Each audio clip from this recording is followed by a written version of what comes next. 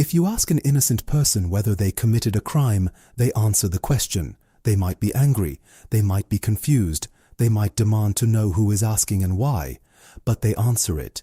What Carl Jung discovered, not through philosophy, but through a laboratory procedure he ran on hundreds of subjects between 1904 and 1909 at the Burghölzli Psychiatric Clinic in Zurich, is that guilty people cannot do this. Not because they refuse.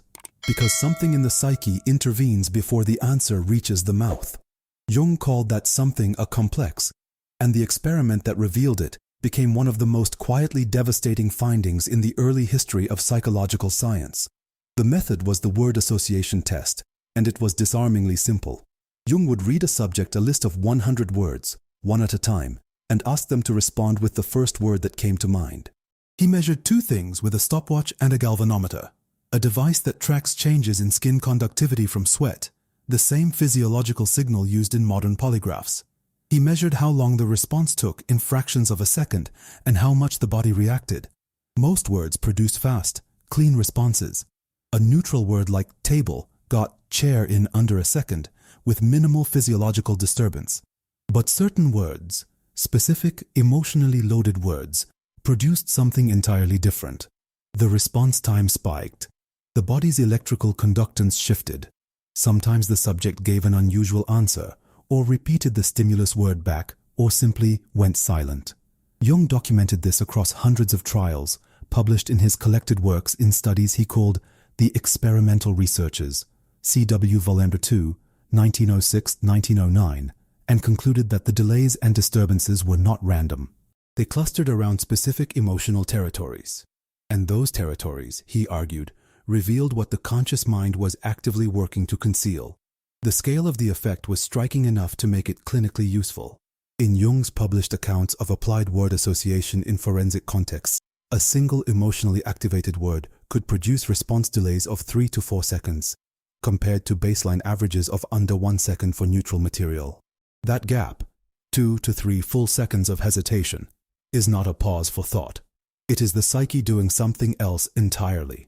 Jung described this as the activation of what he called an Gefühlsbetonter complex, an emotionally toned complex, a cluster of associated ideas, memories and effects that has been partially dissociated from conscious awareness, but retains enough charge to interfere with voluntary response.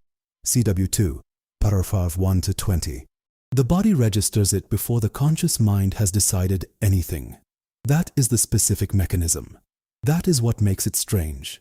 Standard psychological models of the early 20th century, and, to a significant degree, behaviorist models that followed, treated the mind as relatively transparent to itself. The assumption was that a person who wishes to speak can speak. That verbal response reflects voluntary intention. That if you want to answer a question, you answer it. What the word association test revealed was something that violated this assumption in quantifiable, repeatable terms.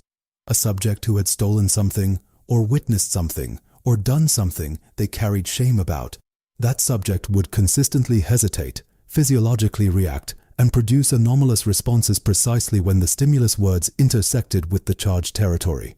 The conscious intention to respond normally was present. The body and the timing data told a different story. According to Jung's own framing in The Psychology of Dementia Praecox, CW3, 1907, the complex operates with a kind of autonomous agency. It does not wait for conscious permission to interfere. Jung was explicit that he did not consider this merely a clinical curiosity.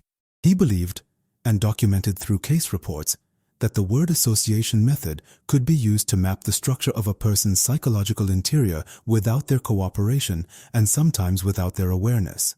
In one forensic case he described in detail, a woman suspected of theft was administered the test and produced marked disturbances to a specific cluster of words related to the stolen object and its location. She had said nothing. She had denied everything.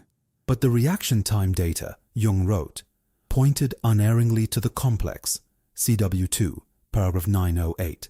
The test was not asking her to confess. It was asking her nervous system to process language. And her nervous system, unlike her will, did not know how to lie by omission.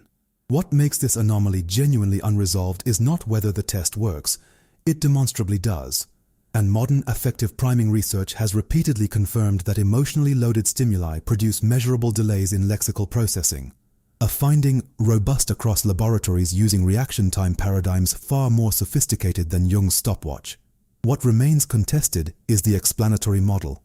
Jung's framework posits a complex as a semi-autonomous psychic structure, an organized cluster of affect-laden associations capable of acting as a kind of subpersonality, with its own charge, its own logic, and its own capacity to interrupt conscious function. CW8, The Significance of the Father in the Destiny of the Individual, paragraph 693. This is a strong ontological claim. Modern cognitive neuroscience would describe the same phenomenon in terms of implicit memory, attentional capture by threat-relevant stimuli, and the automatic modulation of response inhibition pathways, primarily the anterior cingulate cortex and the right inferior frontal gyrus, regions associated with conflict monitoring and response suppression. The two accounts are not simply different vocabularies for the same thing. Jung's complex theory requires that the emotionally charged material has been organized into a coherent substructure, that it has, in his language, constellation, a kind of internal gravity that pulls associated material toward it and interferes with processing in a specifically patterned way. CW2, paragraph 200. The neurobiological account requires only that threat-relevant stimuli capture attentional resources and compete with voluntary response generation. These are meaningfully different predictions about the internal architecture of the mind. One implies something structured and persistent. The other implies a dynamic process with no fixed structure. The reaction time data alone cannot adjudicate between them. You need a way to examine what is happening between the stimulus and the response, and neuroscience has not yet produced a clean answer. There is a further complication that neither framework fully handles. The word association test, as Jung administered it, was sensitive enough to reveal not only what a person had done, but what they feared, what they desired, and what they had experienced in childhood, without the subject ever having to speak about those things directly. Jung's studies in word association, CW2, 1906, include cases where the reaction time data clustered around material the subject had never consciously identified as significant. The person did not know the word had hit something, and yet the body knew. This is the piece that does not fit cleanly into attentional capture models, which require the stimulus to be consciously processed as threatening before the interference begins. Jung's data suggested the interference could precede conscious recognition entirely, that the complex activates before the person knows it has been touched. This has a specific implication for guilt that Jung drew out explicitly in his 1906 lecture at the University of Zurich, later published in the Diagnosis of Evidence Quality Associated Experiments, CW2, paragraph 905, 953. Guilty people cannot answer the one question the test is really asking, not because they don't want to, and not because they are strategically stalling, but because the psychic complex organized around the charged event activates at the moment of stimulus contact and interferes with normal response generation before voluntary inhibition has a chance to engage. The pause is not deception. It is something more structurally interesting than deception. It is the mind's internal organization becoming briefly visible through behavior, because the speed required for normal response does not allow time for concealment. The replication picture here requires careful handling. The forensic applications of word association have a mixed and in some cases troubling evidentiary history. Courts have been skeptical of association-based evidence for reasons that include false positive rates and the difficulty of establishing ground truth. But the basic psychophysiological phenomenon Jung identified, that emotionally charged words produce measurable delays and autonomic disturbance, has been replicated extensively in affective priming and emotional Stroop paradigms across cognitive psychology and affect